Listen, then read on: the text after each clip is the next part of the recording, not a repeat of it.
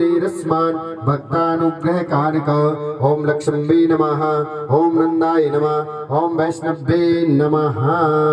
ओम भगवते विष्णवे नमः। एवृगन्धाक्षतं पुष्पधूपदीप नैवेद्यं च समर्पयामि। स्तम्भं च आलभीतः नागमात्रे नमः। तथा रुद्रवाहने पूजने विनियोगः आवाहनं महा वृकवादिरूढ देवादिदेवी महेश नित्यं च समर्पयामि। पुनः प्रार्थयेत देविराज गजारूढ़ पुरंदरं सतक्रतो वज्रहस्त्रं महाबाहो वाञ्छितात् प्रदो भवा। ओम इंद्राणी नमः। आनन्दामनें शरणं प्रपद्ये अलक्षर्मे नश्यतां त्वां वृणे। आदित्यवर्णने तपशोदिजाता वनस्पतिस्तव विक्षोत विल्वः। तस्य फलानि तव शानदन्त मायान्तरः यास्य ब्रह्मा अलक्ष्मीः। उपेतुमादेव शकः प्रीतिश्मणिनाशः प्रादुर्भूते सुरास्य अस्मिन् प्रीतिवृद्धि ददातु मे। सुप्ति पिपाशां मलाञ्जेष्टां लक्ष्मीं नाशयाम्यहम्। अभूतिं च समृद्धिं च सर्वां निर्गुण मे गृहात्। गन्धं ध्वारा दुरादर्शां नित्यपुष्टां करीषणीम्। ईश्वरी सर्वभूतानां कामयोपवेश्यं महा। मनसा काम आकूतिं वाचः सत्यमसीमहे। वशूनां रूपन्नस्य मैश्रीं यशतां यशः। कर्दमेना प्रजा भूता मैषम्मवकर्दमः। श्रियवास्य मे कुले मातरं पद्ममात्रं प्रियं वास्य मे कुले। आदां पुष्करणीं पुष्टिं पिङ्गलां पद्ममालिनीं। आपासृजन्दुष्टिधारे चिकिलितावसीं। सूर्यां चन्द्रमयी लक्ष्मीं विद्महे विष्णुपत्नीं च धीमहि तन्ना लक्ष्मी प्रचोदयात्। ओम नारायणाय विद्महे वासुदेवाय धीमहि तन्ना लक्ष्मी प्रचोदयात्। ओम भगवते नारायणाय नमः। महालक्ष्मी नमः। अभिषेक स्नानं च समर्पयामि। ततोः शुद्धोदक स्नानं महा। ओम पवित्रे स्नो वैष्णव्यो शवितुर्वः वृषभोत्पन्नामचिद्रेण पवित्रेण सूर्यसरश्मिभिः तसते पवित्रपते पवित्रपूत सजतकामः पुनीतच्चकेयं महा। ओम ततो शुद्धोदक स्नानं च समर्पयामि।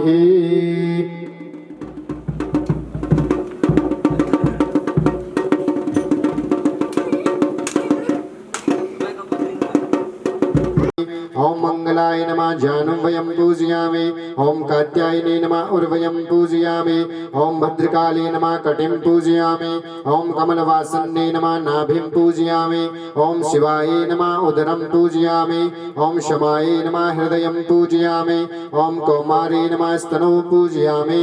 ओम उमाय नमः हस्तौ पूजयामि।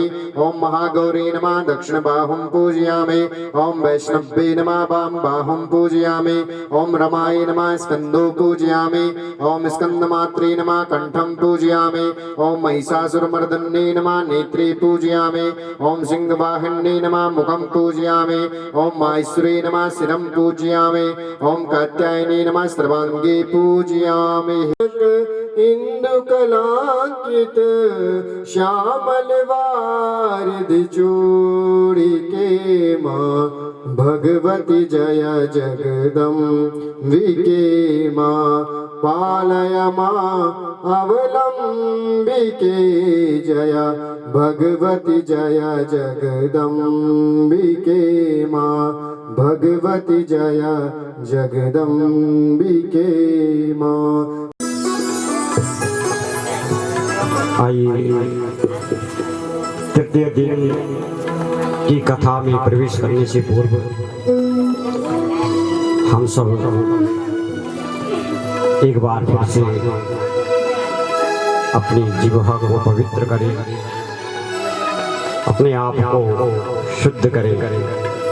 बड़ा सुंदर बड़े भाव से नारायण नाम संकीर्तन उस परम पिता परमात्मा का स्मरण करते हुए कथा में अवगाहन करेंगे कि बोले हरि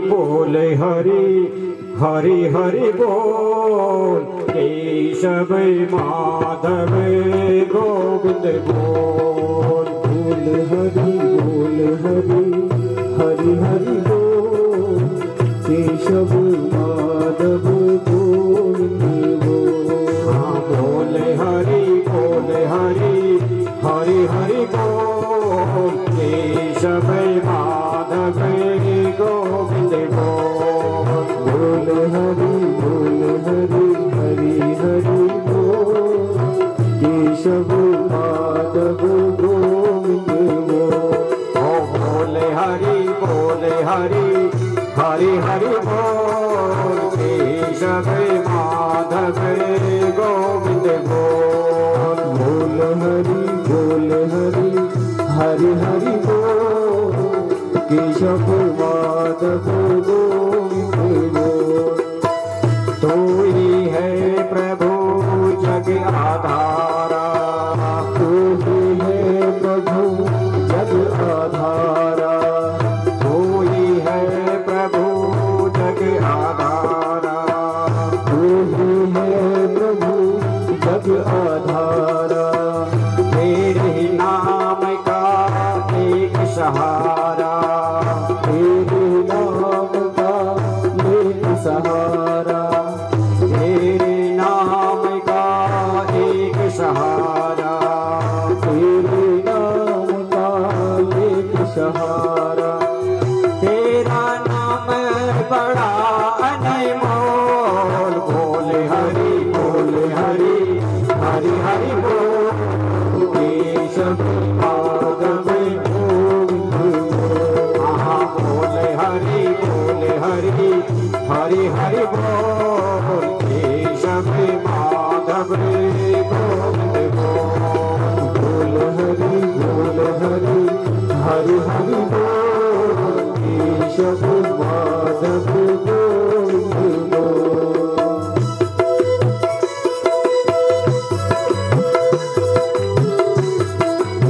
तालियों की सेवा करते रहिए। जय श्री राम।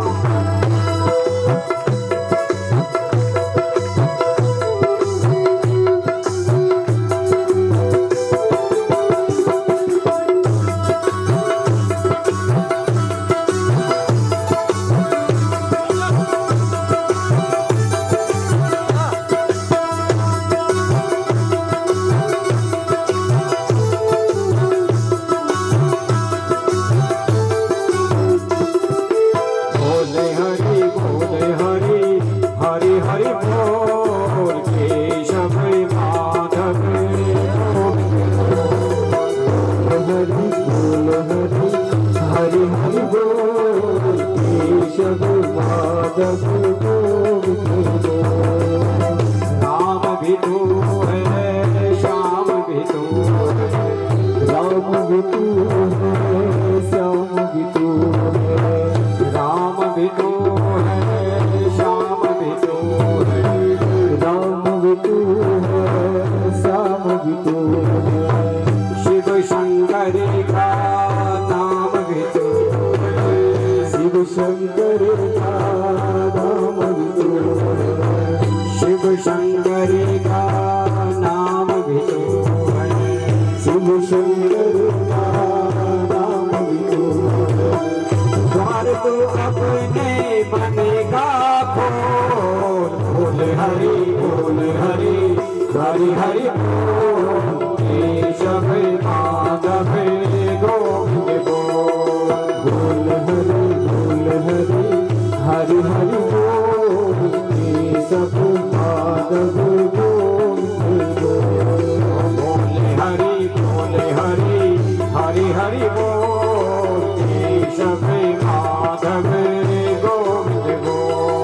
बोल हरि हरि हरि बोल, केशव माधव गोविंद बोल।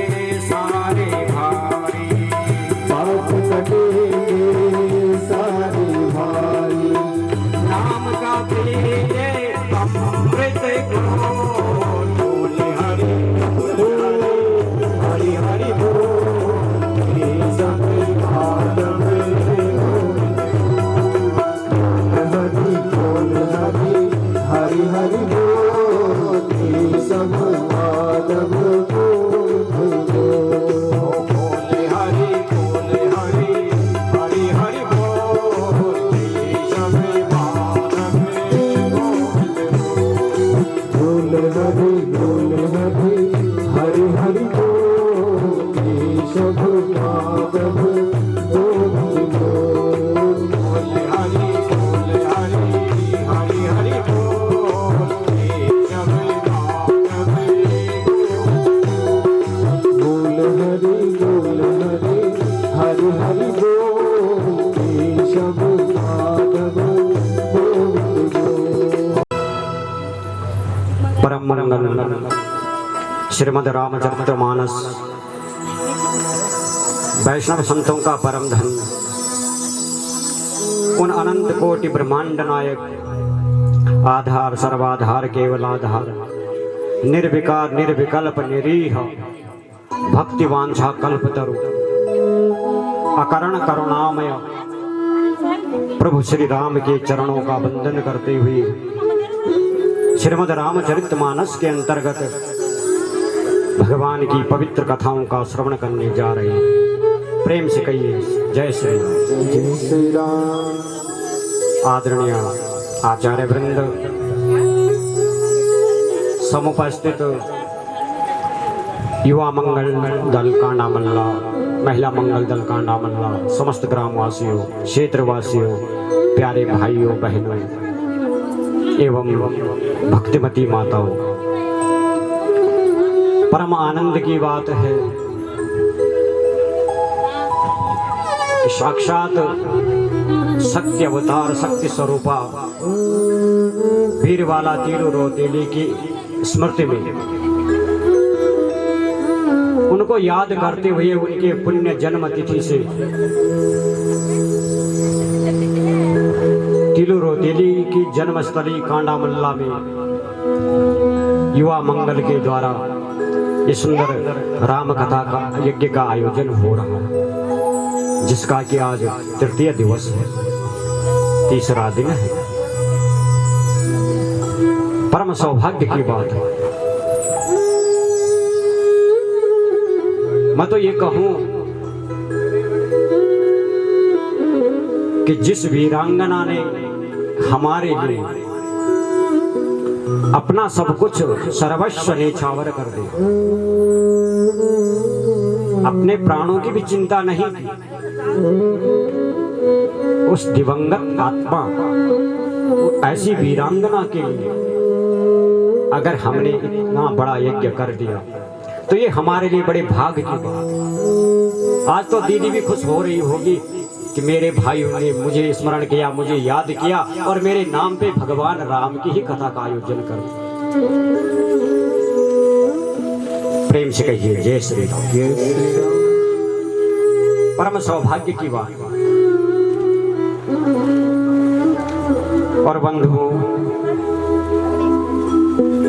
ये कथा जो है ना, ये ऐसी ही नहीं मिलती है सुनने को। हम सोच रहे होंगे कि हमने बहुत पुण्य कर लिए होंगे शायद, तब तो हमें कथा सुनने को मिल रही है। तो नहीं, ये हमारे इस जन्मों के पुण्यों का फल नहीं है। कथा सुनने को कब मिलता है, सत्संग में जाने का समय कब होता है? बोले जन्मांतरे भवेत पुण्य। जब जन्म जन्मांतर के पुण्यों का उदय होता है तो ऐसा ही सत्संग मिलता है। और असमय में जिन दिवंगत आत्माओं की मृत्यु हुई है, उनके मृत्यु का खेद है सबको, लेकिन उनकी आत्म शांति के लिए उस परम पिता परमात्मा भगवान श्री राम के चरणों का वंदन करते हुए यही प्रार्थना करता हूं कि प्रभु उनको सद्गति देना, मुक्ति देना, अपने चरणों में स्थान देना।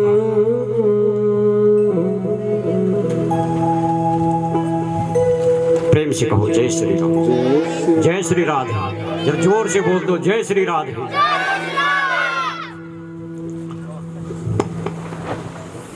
ये परम सौभाग्य की बात है। और राम कथा में हम सुन रहे, अब देखो ये युवा मंगल दल भी जितने लड़के आ रखे हैं ना, ये 2 दिन के लिए, 4 दिन के लिए, हाँ ऐसे आ रखे, नौकरी कर रहे हैं। लेकिन अपना समय दिया है। और मैं तो ये कहूं कि युवा मंगल दल से विशेष, क्योंकि वो हमारे गांव के, हमारे क्षेत्र के भविष्य हैं। अब तक तो बीत गया जो बीत गया, लेकिन ये आने वाले भविष्य हैं। और उनको मैं एक बात यही कहूं, वो हमेशा एकता के सूत्र में बंधे रहे, भिन्नता नहीं होनी चाहिए। एकता के सूत्र में बंधे रहेंगे तो एकता में ही ताकत होती है। और हमेशा सत्कर्म सद्मार्ग पे चले, बुरे कर्मों पे नहीं। तो ये बड़ा सुंदर सद्बुद्धि उन लोगों की आई, इन बालकों की आई। देखो छोटे छोटे बालक, ये क्या जानते हैं? बताने वाले तो हमसे बड़े बड़े थे, उन्होंने बताना था ना, लेकिन छोटे छोटे बालक बता रहे हैं हमें ऐसा करना है, ऐसा करना। ये भी परमात्मा की कृपा है। बुरे कर्म से अच्छे कर्म की तरफ ले जाना, बुरे मार्ग से सद्मार्ग की तरफ ले जाना, यही तो प्रभु की कृपा होती है। और जिस दिन हमारी बुद्धि सत्कर्म की तरफ चलने लगे, जिस दिन हम सत्कर्म की तरफ अग्रसर होने लगे, ये सोचो प्रभु कृपा हमारे सिर के ऊपर होने, प्रभु आशीर्वाद होने लगा। क्योंकि भगवान अपने भक्त को अपने से दूर नहीं होने देते। वो तो करवाता रहेगा, कभी पाठ कर, कभी पूजा कर, मुझे तो याद तो करता रहेगा, मुझे आने का समय तो मिलेगा, मैं आऊंगा तो सही। अपने भक्त से दूर नहीं होना चाहते हैं मेरे प्रभु। भगवान को तो बहुत प्रिय है अपने भक्त, और भक्त के वश में है मेरे प्रभु। तो ये बड़ा सुंदर यज्ञ इन बालकों के सौजन्य से और महिला मंगल दल के सहयोग से, आप सभी के सहयोग से, क्षेत्रवासियों के सहयोग से, सबके सहयोग से हो रहा, और सबके लिए हो रहा है, एक के लिए नहीं, और सबके कल्याण की कामना के लिए हो रहा है, किसी की बुराई के लिए नहीं। तो इसमें सब सहयोग करें अपने अपने सामर्थ्य अनुसार, जैसा भी हो सके। प्रेम से कहो जय श्री राम। जय श्री राम। कल की कथा में हम सुन रहे थे, माता सती ने जिद की भगवान शंकर के आगे कि मैं तो पिता के घर जाऊंगी यज्ञ में। और दक्ष के यहाँ जो यज्ञ हुआ था वो था तामस यज्ञ। 3 प्रकार के यज्ञ होते हैं। एक होता सात्विक। सात्विक यज्ञ का मतलब है सर्वे भवन्तु सुखिनाम, सर्वे सन्तु निरामया, सर्वे भद्राणि पश्यन्तु मा कश्चित् दुःखभाग्। भगवान से प्रार्थना होती है कि प्रभु सब सुखी रहे, सब समृद्धवान हो, किसी को दुख व्याप्त न हो। इस भाव से जो यज्ञ होते हैं। एक होते हैं राजसी यज्ञ। राजसी यज्ञ में थोड़ा सा ऐसा भाव आता है कि देखो, इन्होंने 5 दिन का देवी का पाठ कराया, मैं 10 दिन का कराऊंगा। इन्होंने 5,000 रुपए की देवी की चौकी लगाई है, माता की चौकी लगाई, मैं तो 50,000 की लगाऊंगा। ये भाव जब जागृत होता है मन में, तो ये सोचो ये राजसी भाव। और तामसी यज्ञ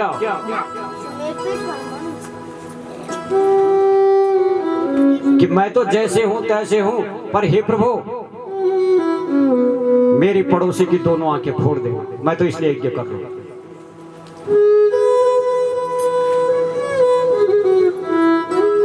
इसको बोलते हैं तामस।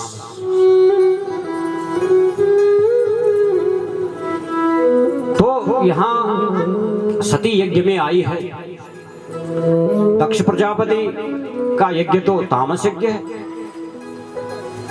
देखो, वस्त्र को हम साबुन से धोते हैं ना, कपड़े को कपड़ा थे साबुन तो धो हम, लेकिन कपड़ा पर अगर साबुन रह जाए तो कपड़ा खराब हो जाए। तो कपड़े को साबुन से धोते हैं, लेकिन ये ध्यान रखना चाहिए कि कपड़े पे साबुन नहीं रहना चाहिए। ऐसे ही यज्ञ में हम जब बैठते हैं, यज्ञ को जब हम करते हैं तो अहमता रूपी साबुन जो है उस यज्ञ में नहीं रहना चाहिए, ये ध्यान रखना चाहिए। थोड़ा सा भी घमंड आ गया, थोड़ा सा भी अहंकार आ गया तो पूरा यज्ञ खराब हो जाए। तो दक्ष ने तो यज्ञ किया ही इसलिए है ताकि भगवान शंकर का अपमान हो जाए। इसने मेरा अपमान किया था भरी सभा में, अब यज्ञ करके मैं उसका अपमान करूंगा, ऐसा भाव था दक्ष का।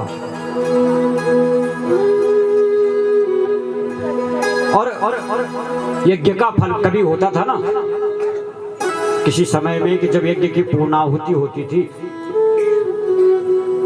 तो घंटा घड़ियाल अपने आप बजने लगते थे। पांडवों ने किया था राष्ट्रीय यज्ञ, भगवान को अग्रज बना करके।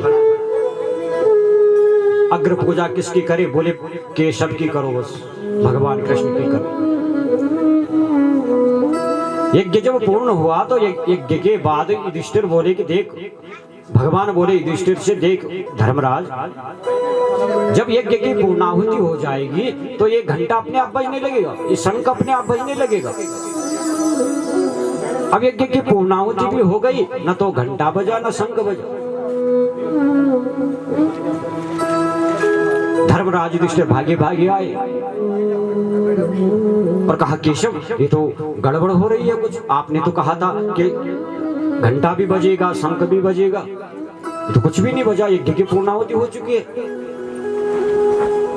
भगवान बोले तो मुझे ऐसा लगता है कि इस यज्ञ में कोई भूखा है अभी, और जब तक उसको हम तृप्त न करें, उसको भोजन न कराएं, तब तक यज्ञ अधूरा ही रहेगा। तो कहा महाराज भोजन तो सब कर चुके हैं, सब आ चुके हैं। कहा नहीं है कोई ऐसा, तो कहा ढूंढ के लाओ भाई, जो भी है उसको लाओ यहाँ पे। अर्जुन को भेज दिया इस दिशा में, भीम को भेज दिया इस दिशा में, नकुल सहदेव को अलग अलग दिशाओं में भेज दिया और कहा जो भी व्यक्ति भूखा मिले उसको पकड़ के लाना यहाँ पे। अब अर्जुन गए, चलते चलते चलते गंगा के तट पे एक संत बैठे जिनका शरीर बिल्कुल जीर्ण हो रखा है और उनके पूरे शरीर से ना पस बह रहा है, पीप निकल रहा है, असमर्थ है चलने फिरने में, उठने। अर्जुन ने प्रणाम किया और कहा बाबा आपने भोजन किया है क्या? हमने इतना बड़ा राष्ट्रीय यज्ञ किया तो क्या आपने भोजन नहीं किया? आप भूखे हैं? अबे संत बोले बेटा मुझे कौन भोजन कराता, मेरे पास तो कोई आता ही नहीं। मेरी तो स्थिति ऐसी हो रखी है कि मुझसे सब घृणा करते, कौन खिलाएगा मुझे? कहा बाबा आप चिंता मत करो, मैं खिलाऊंगा, मैं ले जाऊंगा। तो कहा बेटा अगर तुझे मुझे ले जाना है तो मेरी 2 शर्तें तुझे माननी पड़ेगी। हाँ बाबा आप जो बोलोगे मैं मानूंगा, मैं करूंगा पूरी। तो कहा एक शर्त ये है कि तू मुझे अपने कंधे में बिठा के ले जाएगा क्योंकि मैं चल नहीं सकता। कहा ठीक है। और कहा दूसरी शर्त? बोले दूसरी शर्त ये तो मुझे देगा कि 100 अश्वमेध यज्ञ का संकल्प मुझे देगा। अभी तो एक ही हुआ है ना तुम्हारा, 100 अश्वमेध यज्ञ जब तक न करो उसका संकल्प मुझे देना पड़ेगा। अब अर्जुन बोले देखो झूठ तो मैं नहीं बोल सकता, मैं कैसे दे दूं 100 अश्वमेध यज्ञ का संकल्प? अरे एक में ही इतनी आफत आ गई, 100 कौन करेगा? और 100 करते करते तक जिंदा भी रहेंगे या नहीं? संकल्प झूठा चला जाएगा। कहा बाबा ये तो मैं पूरा नहीं कर सकता, आप कुछ और मांग लो। कहा नहीं बेटा आप चले जाओ। अर्जुन वापस आ गए, कन्हैया के पास आए। कन्हैया बोल, देखो कृष्ण जो है ना कन्हैया थोड़े टेढ़े हैं, उनकी बात भी टेढ़ी है, उनकी बात को हर कोई नहीं समझ पाता और उनकी चाल भी टेढ़ी है। और मेरे प्रभु कन्हैया की तो लीला भी टेढ़ी,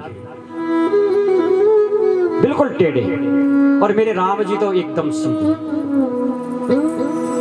वो किसी से टेढ़ा नहीं बोले। राम जी तो बड़े संकोची हैं, अपनी बात बोल ही नहीं पाते, हृदय में ही रखते बस, कहीं इसको बुरा लगता, कहीं ये दिल पे अपनी मेरी बात ना ले ले, इसलिए राम जी किसी से कुछ नहीं बोलते। और कन्हैया की लीलाएं तो आपने सुनी होगी, पूछो मत। हाँ हाँ हाँ, लेकिन ये जरूरी नहीं है कि कृष्ण ने ही बाल लीला की है, बाल लीला तो राम जी ने भी की है। अरे कृष्ण ने तो सीधे साधे गौओं को चराया है, वश में किया है, लेकिन राम जी भी ऐसे वैसे नहीं है, उन्होंने भी जो है ना चंचल बानरों को अपने वश में किया है, उन्होंने भी लीला की है। अब सीधे साधे को तो बस में हर कोई कर लेगा, लेकिन जरा चंचलों को करके दिखाओ, राम जी ने तो उनको कर दिया। तो भगवान की तो लीलाएं हैं, कृष्ण की टेढ़ी है। पूछ दिया अर्जुन को कि अर्जुन कोई नहीं मिला, कहा प्रभु मिला, एक व्यक्ति है गंगा किनारे बैठा, ऐसा ऐसा उसके शरीर की दशा है, लेकिन प्रभु वो यहाँ आने को तैयार नहीं, भूखा है बेचारा। भगवान बोले क्यों? अर्जुन ने कहा कि प्रभु वो मुझसे कह रहे हैं कि 100 अश्वमेध यज्ञ का संकल्प मुझे दीजिए, और झूठ तो मैं बोल नहीं सकता, और तभी मैं तुम्हारे यहाँ भोजन करूंगा जब मुझे ये संकल्प मिलेगा। सामने द्रौपदी खड़ी थी, द्रौपदी बोली मैं दूंगी 100 अश्वमेध यज्ञ का संकल्प बाबा को, मुझे ले चलो। भगवान बोले बेटी तू कैसे 100 अश्वमेध यज्ञ का संकल्प देगी? हाँ हाँ, अर्जुन नहीं दे पाया, अर्जुन नहीं समझ पाया, और तू बोल दे कि मैं दूंगी। कहा केशव एक बार मुझे जाने की आज्ञा तो दे दो, मैं वचन देती हूँ, मैं 100 अश्वमेध यज्ञ का संकल्प उस बाबा को दूंगी, उस संत को दूंगी। अर्जुन के साथ चली गई, प्रणाम किया, बाबा हमारे यहाँ चलो भोजन के लिए। बेटी तुझे अर्जुन ने नहीं बताया क्या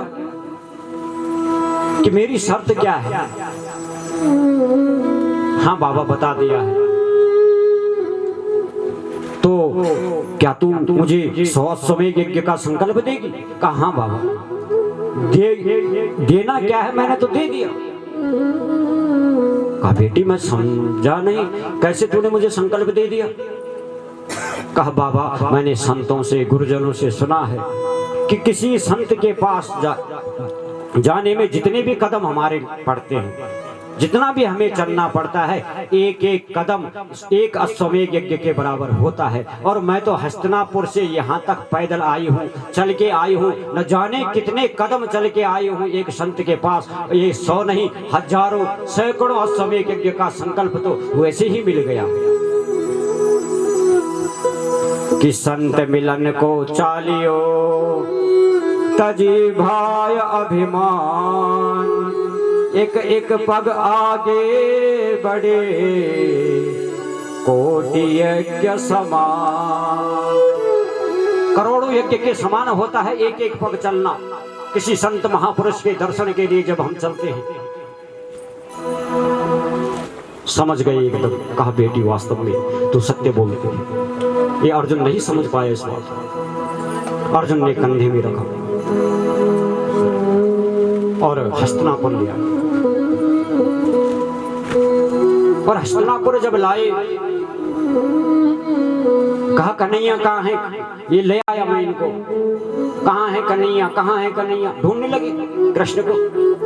और क्या देखते हैं पांडव, जो अर्जुन के कंधे में बैठे हैं वो कोई संतवंत नहीं थे, वो कोई महापुरुष नहीं थे, वो तो साक्षात मेरे बिहारी जी ही थे। परीक्षा ले रहे, वो तो गोविंद ही थे। देखा कंधे में कृष्ण को उठा रखा, धर्मराज बोले केशव तुम हमें भी नहीं छोड़ते हो छलने, संसार को तो छलते रहते हो लेकिन हमें भी नहीं छोड़ते।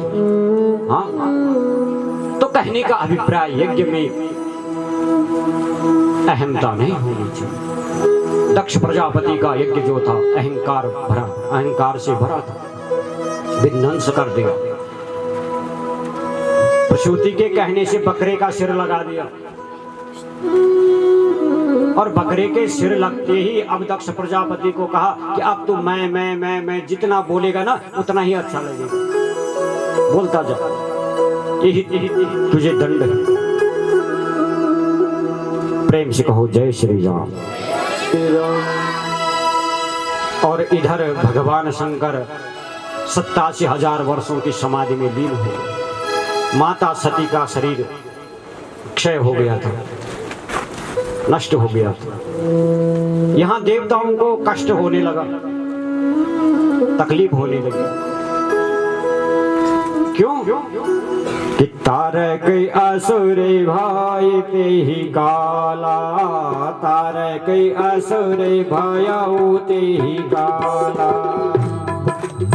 तारक असुर भयो ते ही काला, तारक असुर भायाऊ ते ही काला, तारक असुर भयो ते ही काला, प्रभु प्रताप बल तेज विशाला, प्रभु प्रताप बल तेज विशाला, ये सब लोक लोकपति जीते, ये सब लोक लोकपति जीते, ये सब लोक लोकपति जीते, ये सब लोक लोकपति जीते, आए देव सुख संपत्ति देते, भई देव सुख संपत्ति देते, आए देव सुख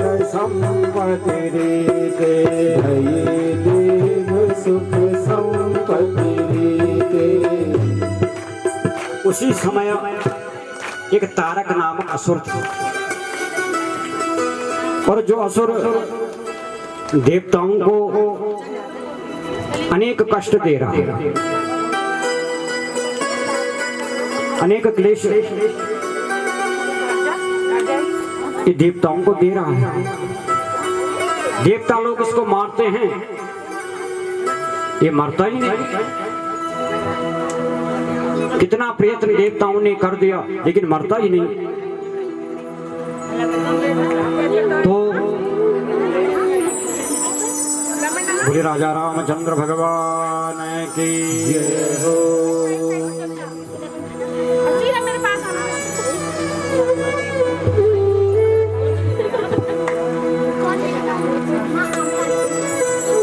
सब देवता बड़े दुखी होने लगे। नारद जी के पास गए, कहा देवर्षि आपको तो मालूम होगा ये मरता क्यों नहीं। देवर्षि नारद बोले इसको वरदान है कि भगवान शंकर के ही बेटे से इसकी मृत्यु होगी। शिवपुत्र ही इस तारक को मार सकता है, बाकी कोई नहीं मारेगा। अब शिवपुत्र आएगा कहां से? भगवान शंकर तो समाधि में है, माता सती नष्ट हो चुकी है, आएगा कहां से? ये तुम प्रेम से कहो जय श्री राम। जय श्री राम। ब्रह्मा जी के पास गए, बोल बोले और ब्रह्मा जी के पास सारे देवता लोग गए। अरे आले परिणाम इधर सती ने अपना दूसरा अवतार लिया। बोल बोले वक्त लायक उन्हें बढ़ बना रास्ते में बढ़ जाना बाद में भजन वाले में जाओ ना। अपना दूसरा अवतार लिया है और पार्वती के रूप में हिमालय के यहाँ जन्म लिया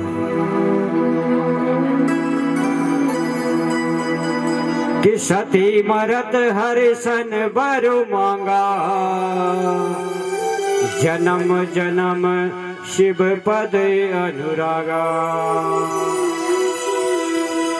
तेहि कारण हिम गय ग्रह जाई तेहि कारण हिम गिरि ग्रह जाई तेहि कारण हिम गिरि ग्रह जाई तेहि कारण हिम गिरि ग्रह जाई जनमी पार्वती तनु पाई जनमी पार्वती तनु पाई सती मरन हरिसन बरु मांगा सती मरत हरिसन बरु मांगा सती मरन बरु वर मांगा सती मरत हरिसन बरु मांगा जन्म जन्म शिव पद अनुरागा जन्म जन्म शिव पद अनुरागा जन्म जन्म शिव पद अनुरागा जन्म जन्म शिव पद अनुरागा। माता सती ने प्राण त्यागते समय कहा है कि मैं इस चंचल की बेटी नहीं बनूंगी, अब मैं स्तर की बेटी बनूंगी, हिमालय की बेटी बनूंगी। और हिमालय राज के यहाँ पार्वती के रूप में आई है और पार्वती के रूप में जब प्रकट हुई है हिमालय राज के यहाँ तो वहाँ जो है बड़ा सुंदर वैभव हो रहा है, सकल सिद्धि संपत्ति सब छाई। जो सूख गए थे वृक्ष हिमालय पर्वत पे, आज वो वृक्ष अपने आप हरे हो गए। जिन नदियों का पानी सूख गया था वहां बाढ़ आने लगी, बड़ा सुमंगल हुआ है। हिमालय राज तो गदगद हो गए अपनी बेटी को देखकर। और नारद समाचार सब पाए, अरे कौतुक कही गिरी गे हंसियाए कौतुक गिरी कह गे हंसुहाए नारद समाचार सब पाए नारद समाचार सब पाए कौतुक कही गिरी गे हंसियाए कौतुक गिरी कह गे हंसुहाए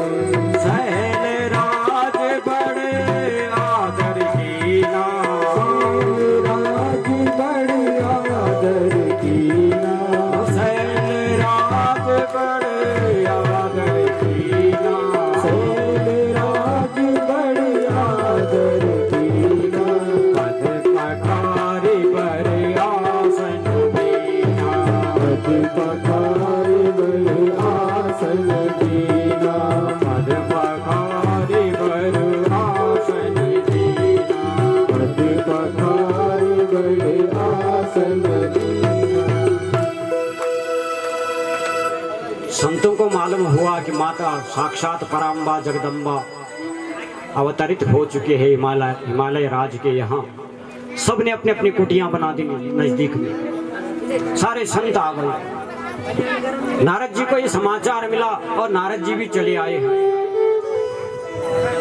हिमालय के यहाँ। जब पहुंचे तो हिमालय राज ने बड़ा स्वागत किया है संत नारद जी को, आसन दिया है बैठने को और चरण धोए और चरण धो करके नारद जी को कहा ये मेरा परम सौभाग्य है कि आप जैसे संत मेरे घर पधारे और जहां जहां आपके कदम पड़ते हैं देवर्षि वहां वहां कल्याण होता है। मैं परम धन्य हो गया। माता पार्वती का हाथ पकड़ा और नारद जी के चरणों में डाल। इसे आप अपनी शिष्या के रूप में स्वीकार कीजिए। पार्वती ने नारद जी के चरण पकड़े और कहते हैं निज सौभाग्य बहुत गिरि पर ना सुता बोली मेली मुनि चरणा। ऋषि के चरणों में गिर करके, ऋषि के चरणों में प्रणाम करके कहा कि देवर्षि आप तो सब जानते हैं बहुत वर्तमान भविष्य, थोड़ा मेरी बेटी के विषय में बताइए ना, ये कैसी है। नारद जी ने तो आंख बंद कर दी, समझ गए ये तो साक्षात पराम्बा जगदम्बा माता सती और पार्वती सुशील बेटी मिली है, ये परम सुशील होगी, परम कल्याणकारी होगी और ऐसे पति की पत्नी होगी जिससे बड़ा कोई हो गई इस संसार में। परम सुंदर है, परम विवेकी होगी, इसमें तो सारे गुण ही गुण हैं प्रभु। नारद जी को बोला तो कुछ अवगुण भी तो होंगे बेटी में, अवगुण संपन्न तो सब नहीं है। बोले अवगुण बस एक ही है। बोले क्या? बोले कि जो शमशान में रहे ना वो इसको पति रूप में मिल सकता है, ऐसा बता रही है इसकी कुंडली। लेकिन तुम चिंता मत करो, शमशान में भी ऐसा वैसा नहीं रह सकता कि जो विवाह शंकर संग होई तो सब गुण समय कछु सब कोई। भगवान शंकर माना कि सर्प को धारण करते हैं, चिता की विभूति को लगाते हैं, भांग आदि का सेवन करते हैं, बागंबर पहनते हैं, शमशान में विचरण करते हैं, लेकिन इसका मतलब नहीं कि शिव अशिव हो जाए। शिव तो शिव है। ये जो सांप है ना, सर्प राख है, चिता की राख जो ये अशिव के लक्षण है। लेकिन जब ये शिवजी धारण कर ले, भोलेनाथ धारण कर ले, तो ये शिव बन जाते हैं। जैसे कि सूर्य का प्रकाश आता है ना, और सूर्य का प्रकाश किसी गंदी नाली में पड़ता है तो क्या सूर्य अपवित्र हो जाता है? नहीं हो। या फिर सूर्य का प्रकाश किसी मंदिर पे पड़ रहा है तो सूर्य पवित्र भी नहीं होता। गंगा मैया है, उसका पानी कहीं से बह करके कोई पशु चला गया बहते बहते तो अपवित्र भी नहीं होती, और कितनी शुद्धता से सफाई भी कर लो तो भी पवित्र नहीं होगी। तो ऐसी भोलेनाथ के पास जो चीजें हैं वो अशिव नहीं बल्कि शिव है। शिव संकरोति कल्याणम इति शंकर, जो कल्याण करे वही तो शिव है, और जो अकल्याण हो जाए जहां पे वो अशिव है। तो आपकी बेटी को तो इतना सुंदर वर मिल रहा है।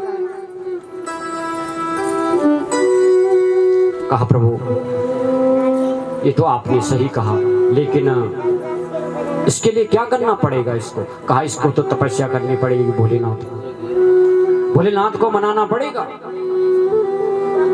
कहा हमारी सुकोमल बेटी इतनी छोटी कोमलांगी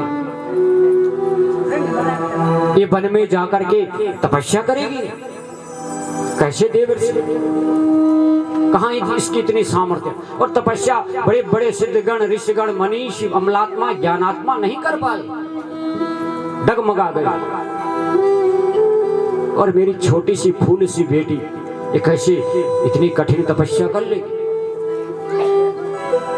माता पार्वती आई और अपने माता पिता को समझाने लगी। बोले आप चिंता मत कीजिए, मुझे तो कल स्वप्न हुआ था और स्वप्न में एक श्वेत वस्त्रधारी ने मुझे आज्ञा दी है कि तुम तपस्या करो, तुम्हें शिव वर रूप में प्राप्त होंगे। माता को समझाया है, पिता को समझाया है और कहा आप चिंता मत करो। वेदशिरा ऋषि भी आए और उन्होंने भी समझाया कि भोलेनाथ की कृपा से आप तपस्या में सफल हो जाओगे। माता पिता को कहा कि आप बाधक मत बनो और माता पार्वती के पूर्व जन्म का वृत्तांत सुनाया। जब ज्यादा ही व्याकुल हो गए, होते हैं ना माता पिता, हो जाते हैं, अगर बेटी को कहीं भेजना है तो व्याकुल हो जाते हैं, वे कैसे रहेगी, कैसे खाएगी, हाँ कई बातें होती है। लेकिन वेदशिरा ऋषि ने जब समझाया पूर्व जन्म वृत्तांत, पूर्व जन्म में दक्ष की कन्या थी सती, शिव का अपमान करने से शरीर त्याग दिया था, तुम्हारे यहाँ अब अवतार ले रखा है, ये तो शिव की ही प्यारी है, शिव की ही पत्नी है, तो बन जाने की आज्ञा दे दी थी। माता पार्वती जा रही है हाथ जोड़ते जोड़ते भोलेनाथ, मन में भगवान शंकर का स्तवन कर रही है, ध्यान कर रही है और मन में छोटी सी बात भी जो है बार बार चुभ रही है कि देखो पिछले जन्म में मैंने भगवान शंकर की एक बात भी नहीं मानी, जिद की। भोलेनाथ ने कहा नहीं देवी ये नहीं करना, नहीं देवी यहाँ नहीं जाना, और मैं चली गई। और कहीं मेरे भोलेनाथ उसी बात को हृदय में रख करके मुझसे नाराज तो नहीं हुए, कहीं मेरे भोलेनाथ उसी बात को लेकर के मुझसे मिलन न करे, मेरा वरण न करे। इसलिए भोलेनाथ तब मेरे अंदर चंचलता की बुद्धि थी, अब मेरे अंदर स्थिरता की बुद्धि, मेरी बुद्धि स्थिर हो। तो मानो माता पार्वती गाते गाते जा रही है वन को, भोलेनाथ का ध्यान करते करते कि सुन लो अर्जी मेरी भोले बाबा, सुन लो अर्जी मेरी भोले बाबा, तुझको फरियाद दिल की सुना, सुन लो अर्जी मेरी भोले बाबा, सुन लो अर्जी मेरी भोले बाबा, तुझको फरियाद दिल की सुना, तुझको फरियाद दिल की सुना। छोड़ दी कष्ट तेरे हवाले, छोड़ दी कष्ट तेरे हवाले, ओ पार कर दे मुझको डुबो दे, पार कर दे मुझको डुबो दे। ओ दिल की जिद पे आड़ा, जिद पे दिल की जिद पे अड़ा है बाबा, दिल भी जिद पे अड़ा है बाबा, छोड़ कर तेरा दर में न जाऊं, ओ सुन लो अर्जी मेरी भोले बाबा, ओ सुन लो अर्जी मेरी भोले बाबा, तुझको फरियाद दिल की सुना, तुझको फरियाद दिल की सुना।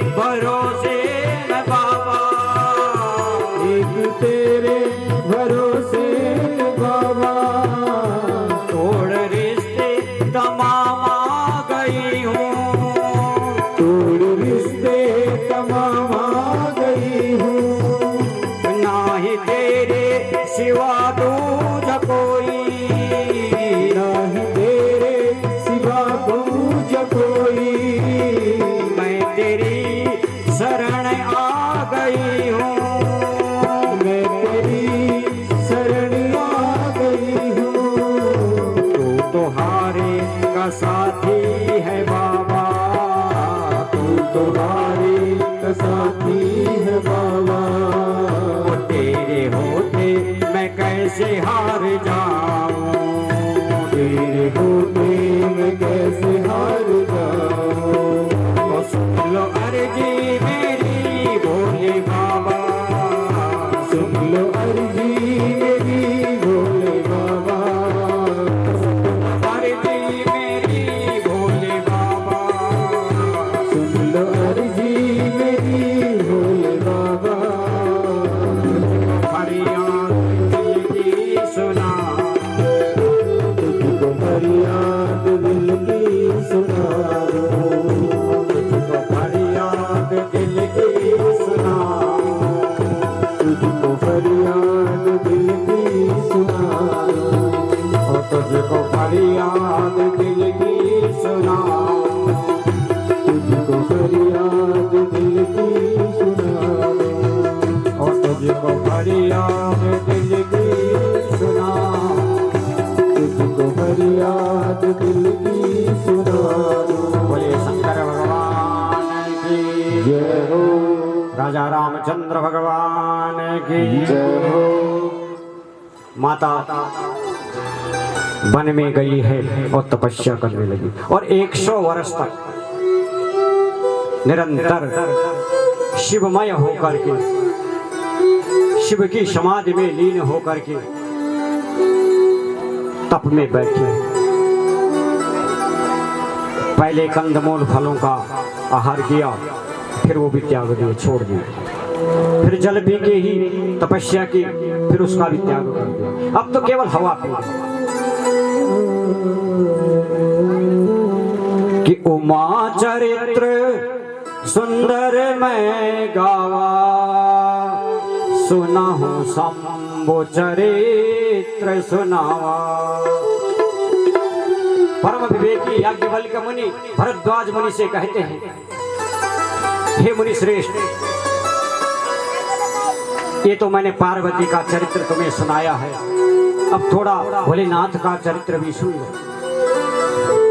देखो भगवान शंकर तो साक्षात विश्वास स्वरूप है और माता पार्वती श्रद्धा का प्रतीक है। और श्रद्धा और विश्वास अलग अलग हो जाए तो श्रद्धा के बिना विश्वास को जलना पड़ता है, और विश्वास, श्रद्धा के बिना विश्वास को जलना पड़ता है, और विश्वास के बिना श्रद्धा को भटकना पड़ता है। भटक रहे हैं भोलेनाथ, कभी शमशान में जा रहे हैं, कभी ऋषियों के संग में जा रहे हैं। 87,000 वर्ष की समाधि ले ली, आंख बंद किए हैं, तब तक वहां पे भगवान राम प्रकट हो गए धनुष बाण लेकर के, और भगवान भोलेनाथ के चरणों में वंदन करने लगे। भोलेनाथ ने देखा जब आंखें खोली कि मेरे राम जी मेरे चरणों में, तो राम जी तो चरणों में गिरे हैं भोलेनाथ के, भोलेनाथ भी जो है ना राम जी के चरणों में गिर गए। अब दोनों गिर गए एक दूसरे के ऊपर। देखो यही तो संत के गुण होते हैं, एक थोड़ा झुकता है, दूसरा उससे और ज्यादा झुक जाता है। हमारे अंदर क्या गुण है, किसी को अगर हम प्रणाम भी करें तो राम राम ऐसे करते, राम राम, बस हो गया, ज्यादा हाथ जोड़ देते राम राम। लेकिन संत ऐसा नहीं करते, वो तो चरण रज जो है जब तक माथे पे न लगे। राम जी चाहते हैं भोलेनाथ के चरण रज में अपने माथे से लगा लो, और भोलेनाथ जी बोलते मेरा अहो भाग्य, मेरे राम जी मेरे ही द्वार आए, क्यों न इनके चरण वंदन मैं कर लूं। राम जी भी गिरे, लेट गए, शिव जी भी लेट गए। राम जी बोले कुछ मांगना था। भोलेनाथ बोले प्रभु आप तो सर्वज्ञ है, हाँ हाँ, और आपको आज मांगने की कौन सी आवश्यकता होगी, क्या चीज चाहिए आपको? बोले आप विवाह कर लो, ब्याह कर लो। तो भोलेनाथ बोले ये मांगने की बात नहीं है, बोले मेरे प्रभु राम, मैं ये समझूं कि आपने मुझे आज्ञा दी मैं ब्याह कर लूं तो मुझे विवाह करना है। राम जी बोले ये नितांत आवश्यक है, तुम्हारा विवाह होना नितांत आवश्यक है जगत कल्याण के लिए। तारक नामक असुर ने बड़ा अत्याचार मचा रखा, संत गौ ब्राह्मण का बड़ा बुरा हाल उसने कर रखा, मारते मारते नहीं मरता। उसको वरदान है कि तुम्हारे पुत्र के द्वारा ही उसकी मृत्यु निश्चित है। इसलिए प्रभु आपको विवाह तो करना पड़ेगा। शिव जी बोले कि विवाह तो मैं करूं तो विवाह के लिए लड़की भी तो चाहिए ना, किससे विवाह करूं? कोई कन्या भी तो चाहिए जिससे मैं शादी कर लूं। राम जी बोले उसकी चिंता मत करो, सारी व्यवस्था हो चुकी है। प्रणाम करके चले, प्रेम से कहिए जय श्री राम। जय श्री राम। इधर सप्तऋषि आए हैं भोलेनाथ के पास और भोलेनाथ से कहा कि भोलेनाथ,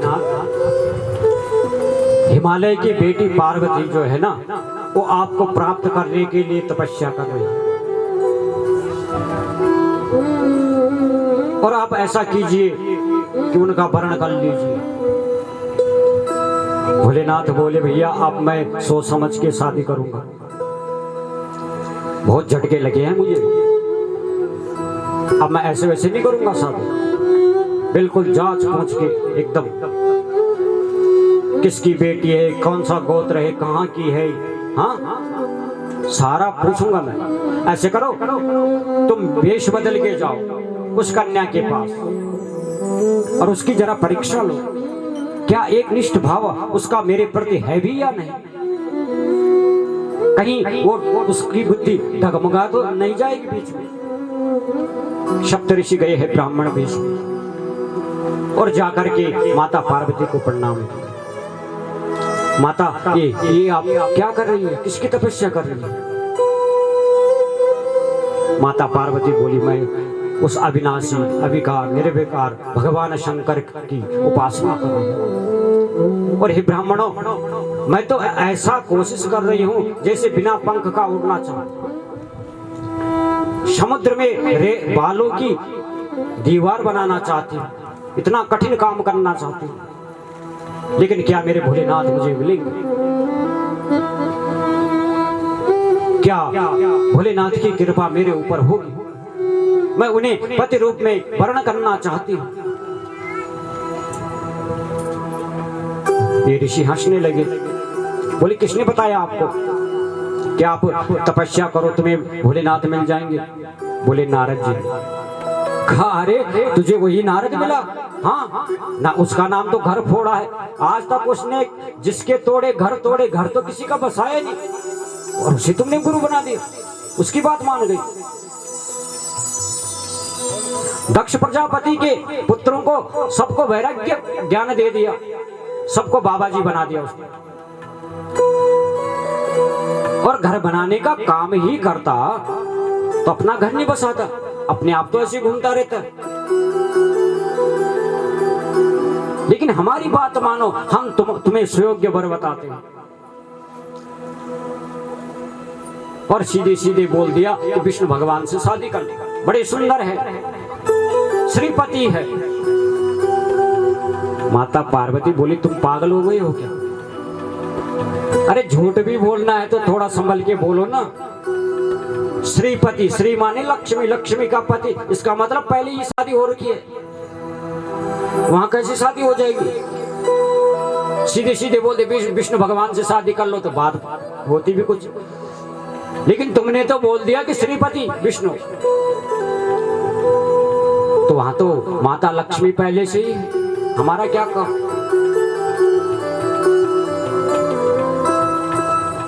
और सीधे सीधे कह दिया कि मैं जो है भोलेनाथ को जन्म जन्मांतर के लिए प्राप्त करूंगी, चाहे हजारों वर्ष मुझे तपस्या करनी पड़े, हजारों वर्ष मुझे प्रतीक्षा करनी पड़े, लेकिन भोलेनाथ ही मेरे एक इष्टपति हैं, अन्यथा मैं कुंवारी ही रहूं।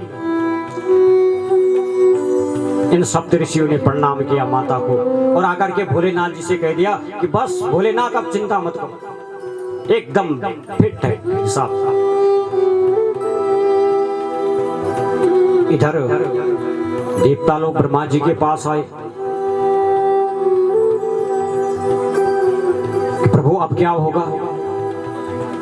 ब्रह्मा जी बोले कि देखो अब एक काम करना है, और अगर भोलेनाथ की समाधि तुम तोड़ दो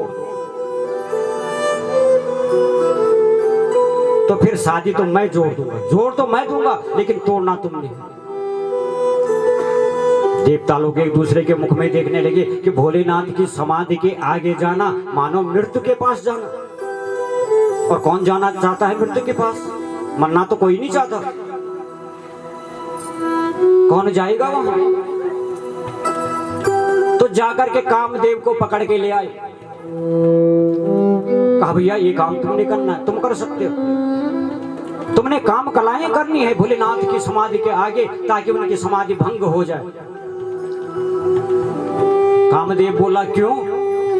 बोले तुम्हें नहीं पता ये तारक नामक असुर, इसने कितना अत्याचार फैला रखा है, ये सबको कष्ट दे रहा है, सबको दुख दे रहा है, और इसका मरना नितांत आवश्यक है, और इसको मारने के लिए हम तुम कोई नहीं मार सकता, इसे तो भोलेनाथ का ही बेटा मार सकता है, शिवपुत्र ही मार सकता है, और शिवपुत्र अगर होना है तो शिव विवाह होना नितांत आवश्यक है, इसलिए ये कार्य तो करना है।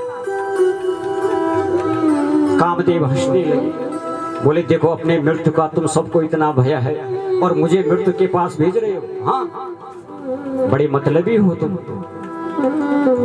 लेकिन आज्ञा मान ली कि इसमें अगर जगत कल्याण है, इसमें सबका कल्याण है, तो मैं अवश्य ही इस शरीर का त्याग कर दूंगा, कोई बात नहीं, मैं जाऊंगा, मैं समाधि तोड़ने का प्रयत्न करूंगा। और जाकर के भोलेनाथ के पास आए और वहां पे अनेक प्रकार के काम कलाएं करने, और कामदेव के जो 5 बाण है ना, रूप रस शब्द स्पर्श गंध, ये काम के प्रतीक है, काम बाण है कामदेव के। और देखो ये विकार जो है ना, ये तो व्यक्ति के पास से दूर जाना चाहते हैं, लेकिन अगर व्यक्ति ने इनको पकड़ लिया तो फिर छोड़ने का नाम नहीं लेता। ये विषय है 4 5, तो यही काम बाण है। कामदेव ने जैसे ही अपनी सेना लेकर के गया है, अपने 5 बाण अपने धनुष पे लगाए हैं, कौतूहल हो गया, संतों की समाधि टूट गई, बड़े बड़े ब्रह्मचर्य जो है डगमगा गए, तालाब तालाबियों से मिलने लगे, वृक्षों से लताएं मिलने लगी, पुरुषों को सारी नारियां दिखने लगी, नारियों को सब पुरुष दिखने लगे, काम कौतुक होने लगा कि भय काम वश जोगी से तापस परवन्य को रहे, देखई चराचर नारी मय जे ब्रह्ममय सब देखते, अब ना बिनो कहे पुरुष मय जगो पुरुष सब अब लामय, कोई जंग भारी ब्रह्मांड भीन काम कृत कौतुक है। ये काम कौतुक होने लगा, काम नृत्य करने लगा, सारे संत महात्मा ब्रह्मचारियों को अनेक क्लेश अनेक दुख का देखना पड़ा, अनेक कष्ट हो रहे हैं। कामदेव ने 5 बाण भोलेनाथ की तरफ मारे, भोलेनाथ की तीसरी आंख और तीसरा नेत्र खुलते ही कामदेव वहीं पे भस्म हुए। बोले राजा रामचंद्र भगवान की जय हो। कामदेव जल गए, और कामदेव के जलते ही फिर से जैसे था वैसा हो गया।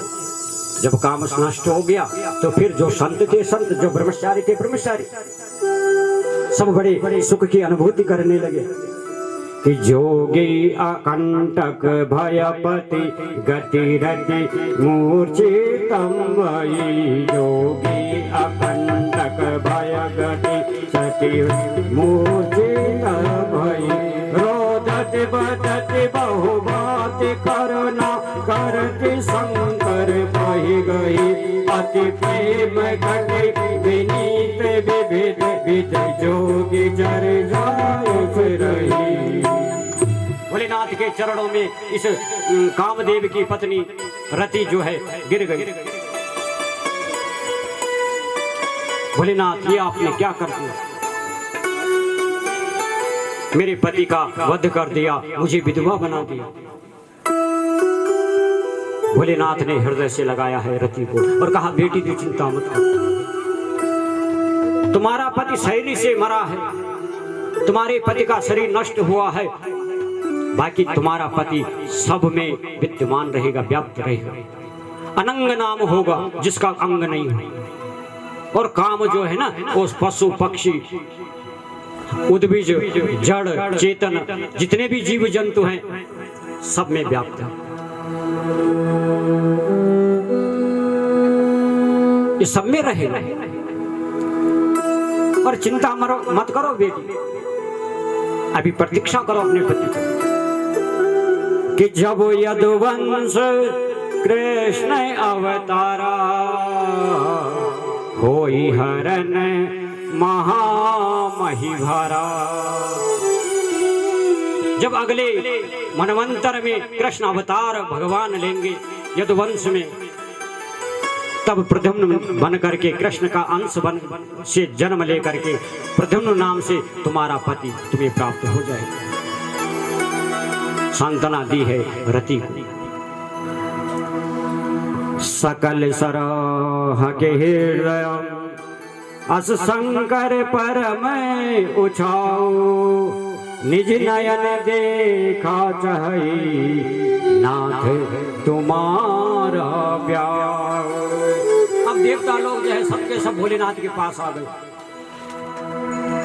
भोलेनाथ ने बोला क्या बात है भाई?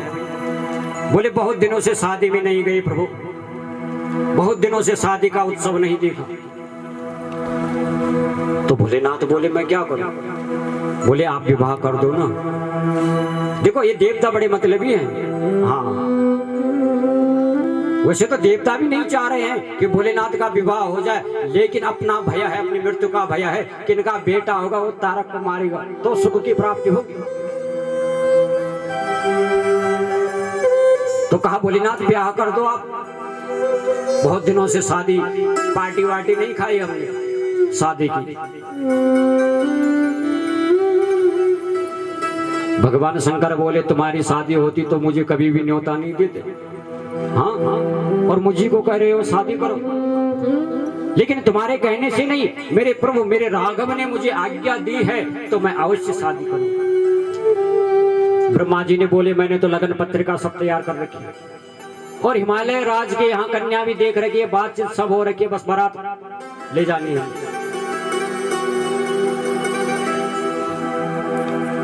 अब भोलेनाथ भी तैयार हो गए, दूल्हा बनाने लगे उन्हें। सारे देवगण पहले श्रृंगार कर रहे हैं। अब देखो संसार का दूल्हा जो होता है ना वो हल्दी से नहाता, हल्दी से स्नान कराते हैं, लेकिन भोलेनाथ को तो चिता की भस्म से स्नान कराना। देखो ये हल्दी जो है ना ये काम का प्रतीक है, राग का प्रतीक है भस्म, राग। और जब इस शरीर ने बाद में राख ही बनना है तो उससे ही पहले राख का स्नान करा लो।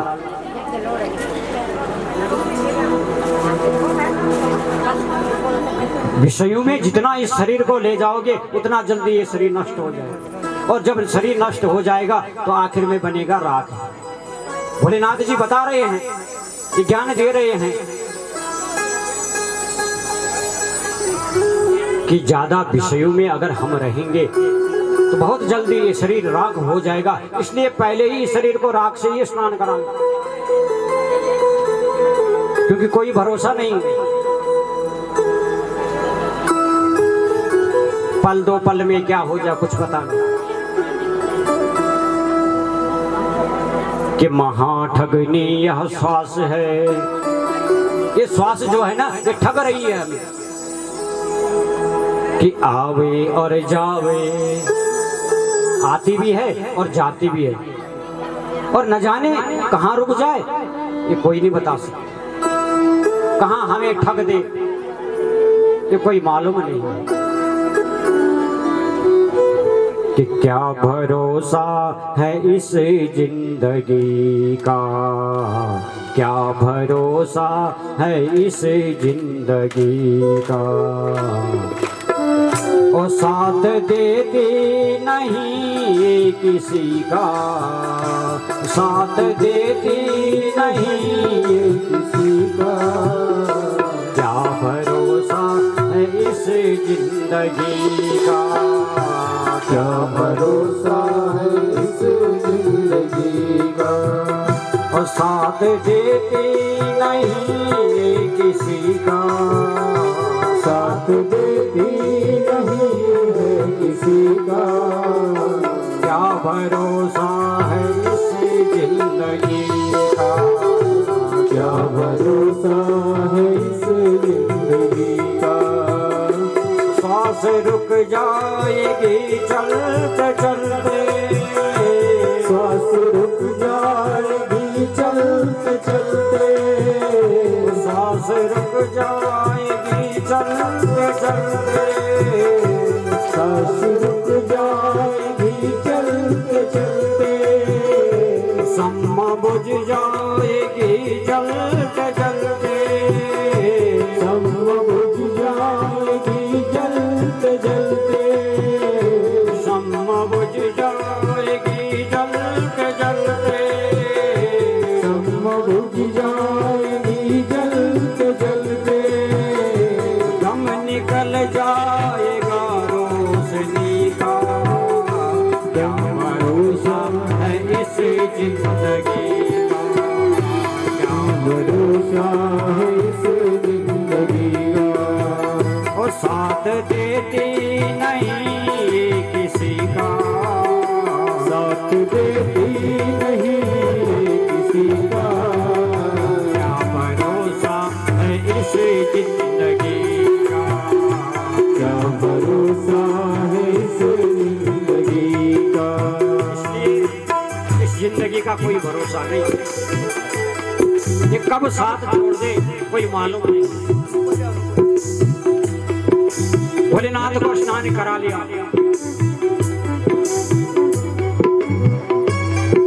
नागों से जो है उनकी जटा बांध, गले में सर्प की माला, जो सर्प जो है ना उसका यज्ञोपवीत बना दिया, जनेऊ बना दिया, त्रिशूल पकड़ा दिया। बस जब इतना श्रृंगार कर दिया तो देवता लोग तो हट गए। जब तो वाले भैया ब्योलती हो कुछ गजब लोग, भगवान विष्णु और ब्रह्मा जी से बोल वक्त तक की बात कही नहीं कही ना। हिमालय नगरी में जोलो और तब मार खो ब्योलती लोग। थोड़ा थोड़ा भोलेनाथ भी ना अपनी माया दिखा देते। भोलेनाथ बोले देखो मैंने तो पहले ही बोल लिया ये मतलब ही है। अब आधा श्रृंगार मेरा कर लिया और चले गए, अब मेरा पूरा श्रृंगार कौन करेगा। तो अपना डमरू बजाया और श्रृंगी भृंगी जो है ना शिवगण जितने हैं भूत प्रेत ये सब आ गए। हाँ बाबा बोलो क्या आ गया है। कहा तुम्हें नहीं मालूम मेरी शादी हो रही है, तुम्हारे स्वामी की शादी हो रही है, तुम कहाँ हो। हाँ बाबा आज्ञा दो, ये तो बड़ी खुशी की बात है शादी हो रही है, आज्ञा दो हमें। कहा भैया दूल्हा बन रहा हूं सजाओ मुझे। तो कहा बाबा हमारा तो कुछ अटपटा है सजावट। अब आप ब्यूटी पार्लर जाओ तो वहाँ अच्छा सज जाओगे और हमारे ब्यूटी पार्लर अलग कुछ, हम सजाएंगे तो कुछ अटपटा सा। भोलेनाथ बोले जिनका मैं स्वामी हूं उन्हीं की तरीके से तो मैं सजूंगा। तो सारे शिवगण जो है वो भगवान भोलेनाथ का श्रृंगार करते। और गोस्वामी जी ने कुछ पंक्तियों में वर्णन किया है बड़ा सुंदर। किसी बही संभूषण करहि श्रृंगारा, जट मुकुट आहि मोर समारा। शिवाय संभूषण जटा मुकुट हरि मोर सवारा कुंडल कानन पहरे ब्याला तन विभूति पट केसरी छाला कुंडल कनन पहरे जाला तन विभूति पट के हरिछाला शशि ललाट सुंदर सिर गंगा नयन दीन उपवीत भुजंगा शशि ललाट सुंदर सिर गंगा नयन दीन प्रीत भुजंगा करे त्रिशूल अरे डमरू विराजा चले बसह चढ़ बाजहि बाजा कर त्रिशूल डमरू राजा चले बसह चली बजहि बाजा कैसा श्रृंगार कर रहे हैं? बोले शिव ही शंभु शिव ही गण शंभु कर ही श्रृंगार। जो सांप है ना, सांप उसको माला बना दिया है गले में, जटा बना दी है और उसमें वो काला सा नाग बांध दिया है, पूरे शरीर पे राख मल दी है और शिव को अशिव रूप में ऐसा वेश बना दिया है, बड़ा विचित्र वेश, त्रिपुंड लगा दिया है, त्रिशूल पकड़ा दिया और नंदी में बिठा दिया। तो देखो त्रिशूल 3 शूल है, सतोगुण रजोगुण तमोगुण, सत्य रज तम। गृहस्थ में अगर प्रवेश करना है तो भोलेनाथ बोले हैं इन तीनों को छोड़ देना चाहिए, इन तीनों को अपने साथ लेना चाहिए, अपनाना चाहिए। त्रिशूल का मतलब है नंदी जो है वो धर्म का प्रतीक है, धर्म को मूल मान करके गृहस्थ में प्रवेश करना चाहिए, और बबूत जो है वो त्याग का प्रतीक है। और जो सर्प है ना, उसका अभिप्राय है कि संसार में कितना भी विष आ जाए, कितनी भी बातें हो जाए गृहस्थ में, उनको चुपचाप अपने अंदर समा देना चाहिए, हर किसी के आगे व्यक्त नहीं करना। अब शादी हुई लेली पर बात बोल मेरी पत्नी ने पति बोल मेरा पति ने, तो ऐसा भगवान ने पार्वती के लिए कुछ नहीं बोला, पार्वती ने भगवान के लिए कुछ नहीं। बड़ी सुंदर बारात सज गई है, सारे देवगण आ गए हैं अपनी अपनी पत्नियों के साथ, अपने अपने वाहनों। भगवान विष्णु आए हैं गरुड़ जी में, कमल पे बैठ के ब्रह्मा जी आए हैं, हाथी पे देवराज इंद्र आए हैं, यम वरुण कुबेर सूर्य चंद्र सब आ गए। लेकिन जो भी दूल्हे को देख रहा, भगवान शंकर को देख रहा, वो वहां से मुड़ के चला गया। और देवश्रिया बोल रही है कि जो ये दूल्हा है ना, नहीं दुल्हन समान। कहा दूल्हा तो ऐसा लग रहा है पागल जैसा। और उधर हिमालय की बेटी तो कितनी कोमलांगी है, कितनी सुंदर है, और ये दूल्हा जो है उसके लायक बिल्कुल नहीं है।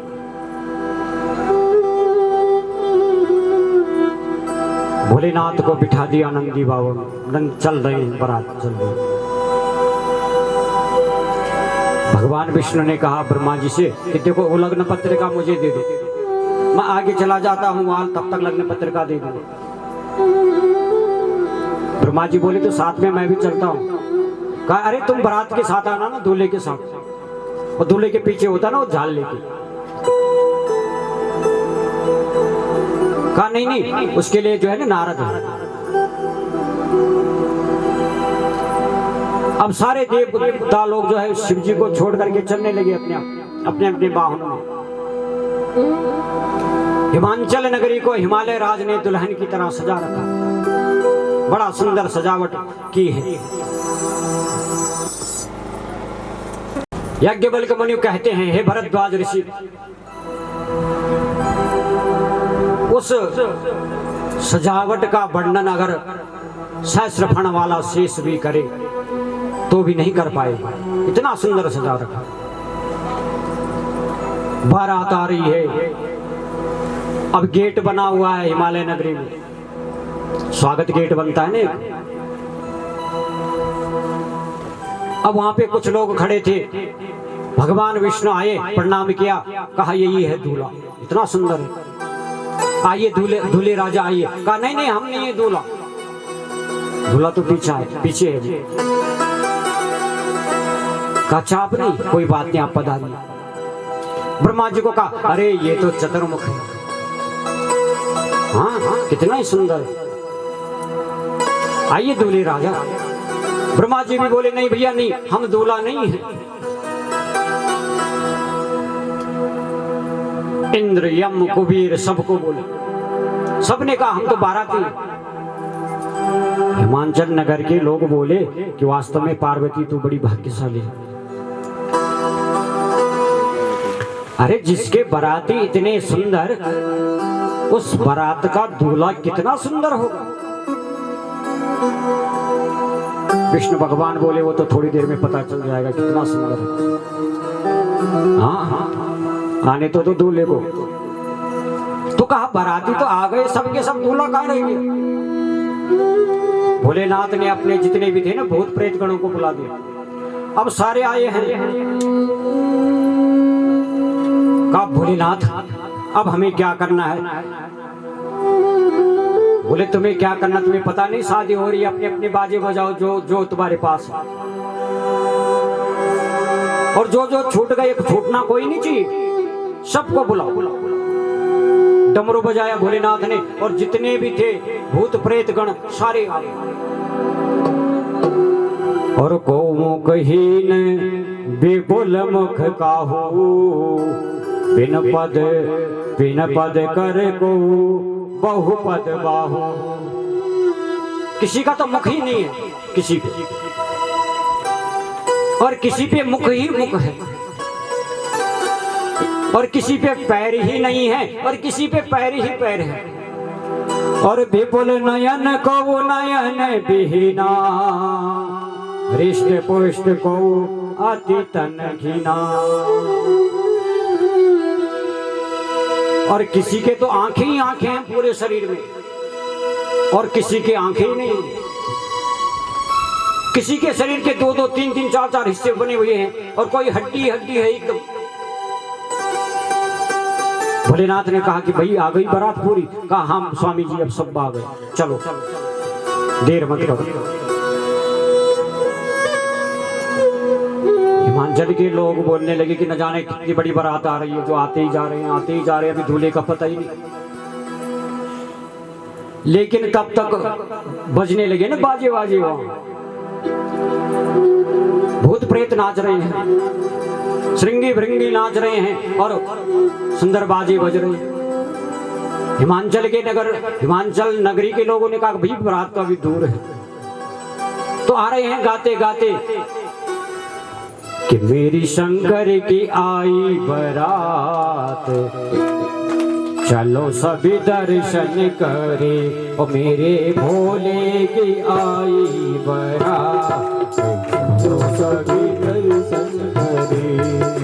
दर्शन करे चलो वंदन करे, दर्शन करे चलो वंदन करे। दर्शन करे चलो वंदन करे। दर्शन करे चलो वंदन करे। वंदन करे अभिनंदन करे। वंदन करे अभिनंदन करे। मेरी शंकर की आई बारात, सभी दर्शन करे। मेरी शंकर की आई बारात, चलो सभी दर्शन करे। मेरे भोले की आई बारात, चलो सभी दर्शन करे। मेरी भोले की आई बारात, चलो सभी दर्शन करे।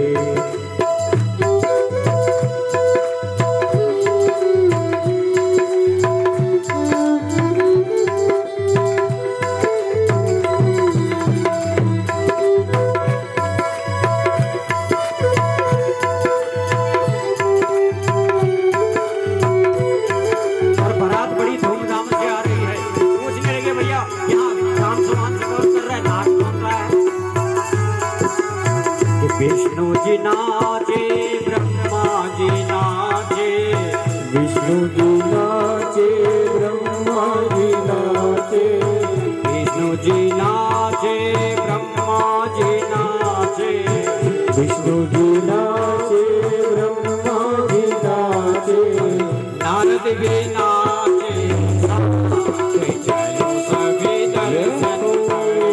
और नारद जी नाचे साथ चलो सभी दर्शन करे। ओ नारद जी नाचे, साथे चलो सभी दर्शन करे। नारद जी नाचे साथ चलो सभी दर्शन करे। मेरे शंकर की आई बड़ा, चलो सभी दर्शन करे।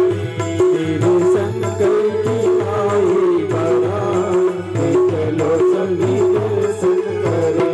मेरे भोले की आई बड़ा, चलो सभी दर्शन करे। तेरे भोले की आई बारात चलो सभी दर्शन करे। शंकर भगवान की, राजा रामचंद्र भगवान की, प्रेम से कहिए जय श्री राम। हाथ ऊपर करके तालियों की सेवा करते रहिए।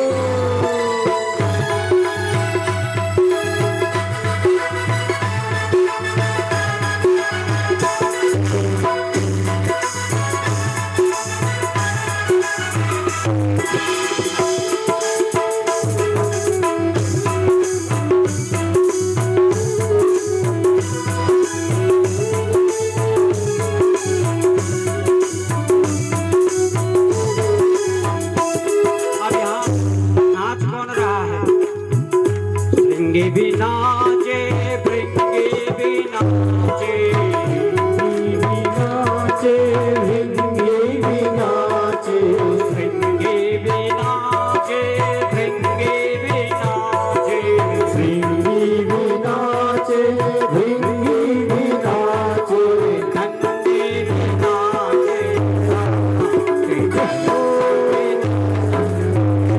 और नंदी भी नाचे, साथ चलो सभी दर्शन करे।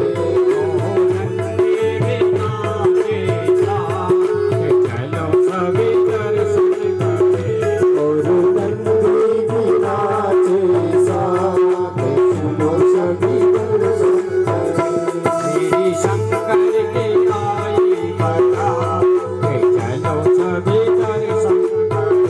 तेरे शंकर की आई बारात चलो सभी दर्शन करे।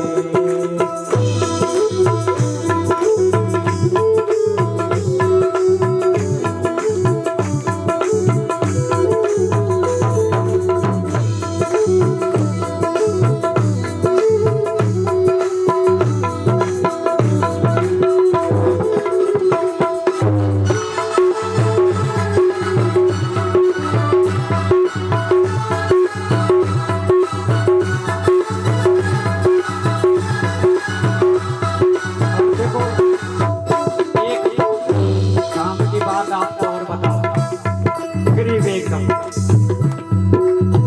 ये जो ताली बजा रहे हो ना, ये ताली बजाना क्या क्यों बजा रहे हैं हम?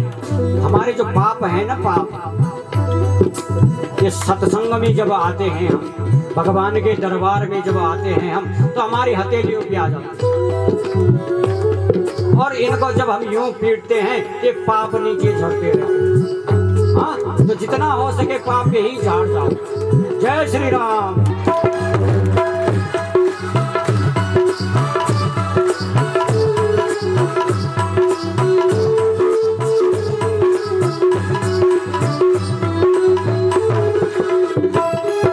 एक ने पूछा, कहा ठीक है, पाप यूं करके झड़ जाते हैं, मान गए झड़ जाते, लेकिन जाते कहाँ हैं? मैंने कहा भैया, जो नहीं बजाता उसके सिर में बैठ जाते। हाँ, अब तो बोला कि अगर सब बजा रहे हो तो मैंने कहा वो अगर कहीं जगह नहीं देगा आकर के हमारे सिर में बैठ जाएगा। बोले तो ये तो गलत बात हो रही है, आप हमारे पाप लेके जाओगे। और मैंने कहा कोई बात नहीं, हम तो जाते रहते हैं, सत्संग में जाते रहते हैं, पूजा पाठ में जाते रहते हैं, और हर बार ठाकुर जी को प्रणाम करते रहते हैं। और जाकर के ठाकुर जी को प्रणाम हम जैसे करेंगे, हमारे सिर में जो तुम्हारे पाप है ना, ठाकुर जी के चरणों में गिर जाएंगे। प्रणाम हम करेंगे और पाप तुम्हारे गिर जाएंगे। इसलिए तालियों की सेवा करते रहिए। जय श्री राम।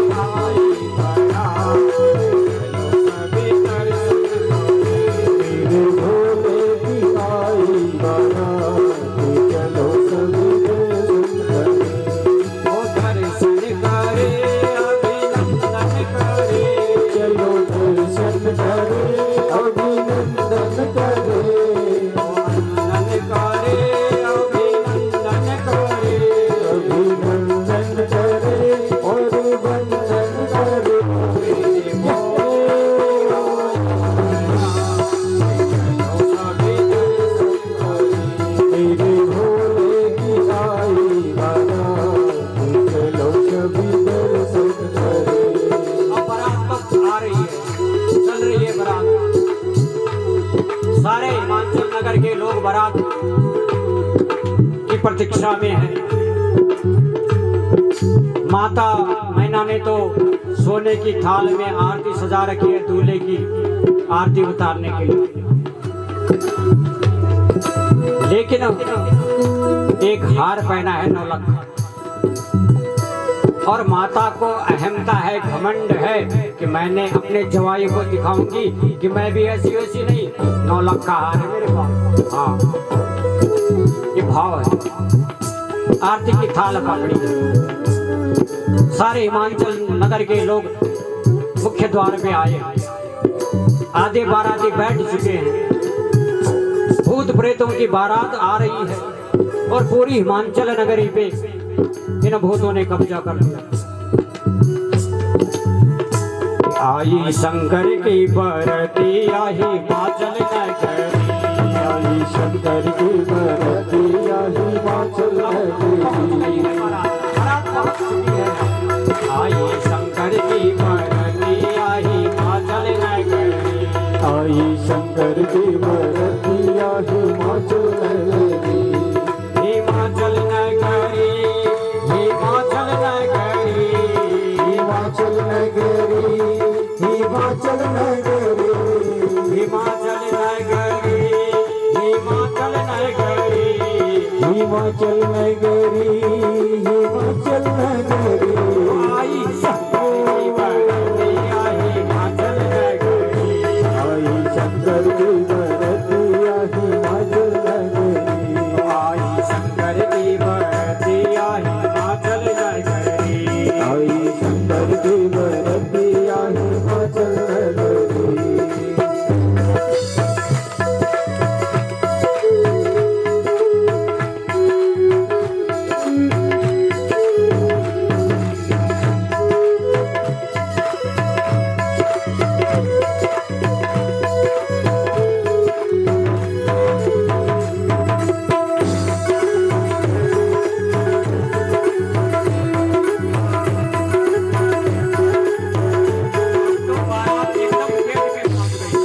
द्वार पे पहुंच गई बारात। अब दूल्हे को देखने के लिए कोई एड़ियों पे चढ़ रहा है, कोई ऊपर चढ़ रहा है, कोई अटारियों पे चढ़ रहा है। होता है ना, सबको देखने की लालसा होती है। माता मैना भी जो है ना, सोने की थाली में जो दीपक जला के लाई है आरती के लिए, वो भी लोगों के बीच पीछे देखने की चेष्टा कर रही है। अब लोगों को दूल्हा कैसा दिख रहा है? अंग विभूति रमाए बाबा सोहे, अंग विभूति रमाए बाबा सोहे, अंग विभूति रमाए बाबा सोहे, अंग विभूति रमाए बाबा सोहे,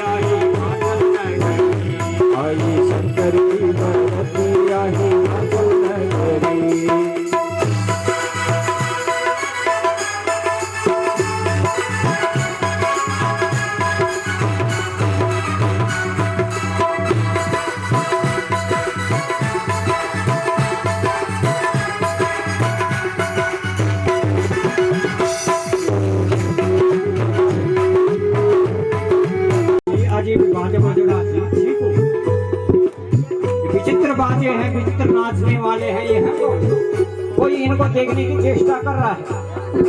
श्रृंगी भृंगी नृत्य करत है, निवेश मन बरसावे।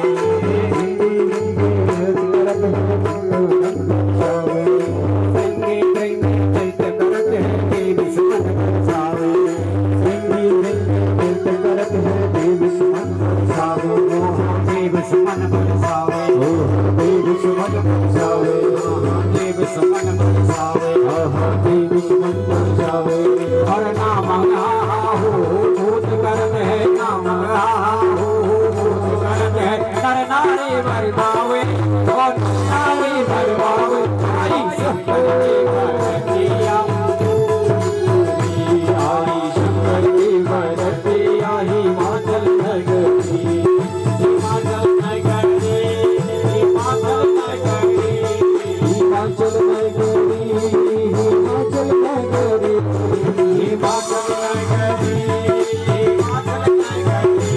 हिमाचल नगरी, हिमाचल नगरी, हिमाचल नगरी। आई मुझे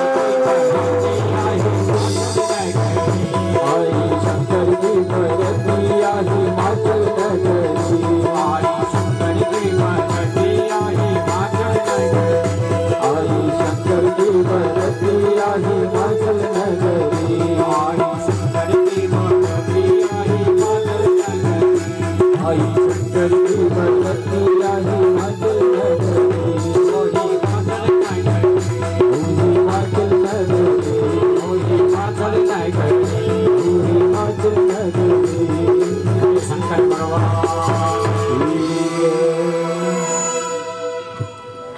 बस महाराज बारात पहुंच गई। मुख्य द्वार पे दूल्हा खड़ा है, सारे भूत प्रेत आगे पीछे खड़े।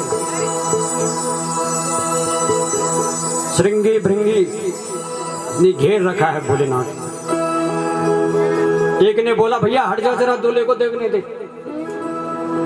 कहा नहीं नहीं ऐसे नहीं दिखाएंगे हम तुम्हें। अरे हमारे दूल्हे राजा पे किसी की नजर लग जाए तो ऐसे नहीं देखने देंगे। भाई तुम्हारे दूल्हे राजा में है क्या ऐसी चीज नजर लगने वाली?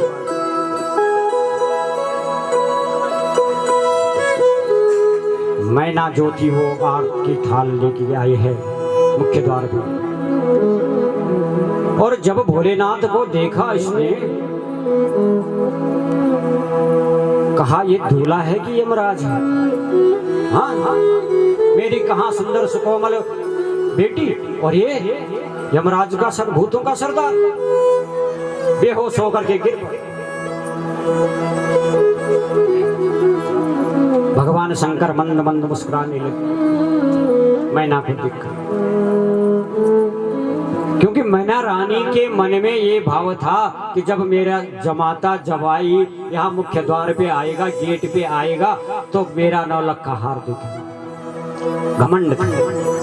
पर भोलेनाथ जी बोले ऐसे घमंडी मुझे पसंद नहीं, चाहे सासू है चाहे कोई भी। हाँ हाँ, जब मैं अपनी अर्धांगिनी पत्नी का परित्याग कर सकता हूं तो बाकी क्या? मुझे अगर देखना है, मुझे अगर पाना है तो निर्मल मन से आना है, वो हार दिखाने नहीं आना है। अब वो हार टूट के भी एक तरफ गिर गया और बेहोश हो गया। पकड़ के ले गए महल में।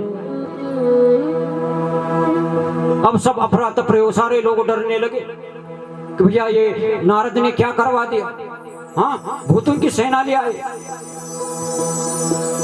किसी ने पूछा भैया क्या पता भूतों की भी शादी होती है और गलती से यहाँ गए होंगे, जरा पूछ तो लो। जाकर के एक ने पूछ लिया भैया आपको कहाँ जाना था, आप कहीं गलत तो नहीं आ गए? बोले हमें तो हिमालय नगरी जाना था। अरे वो तो यहीं की बारात है भैया, वो तो यहीं का नाम ले रहे हैं। बड़ी देर से भोलेनाथ खड़े हैं, दूर से ब्रह्मा विष्णु महेश बैठे हैं। ब्रह्मा विष्णु इंद्र आदि और सब मंद मंद मुस्कुरा रहे हैं भोलेनाथ को देखकर।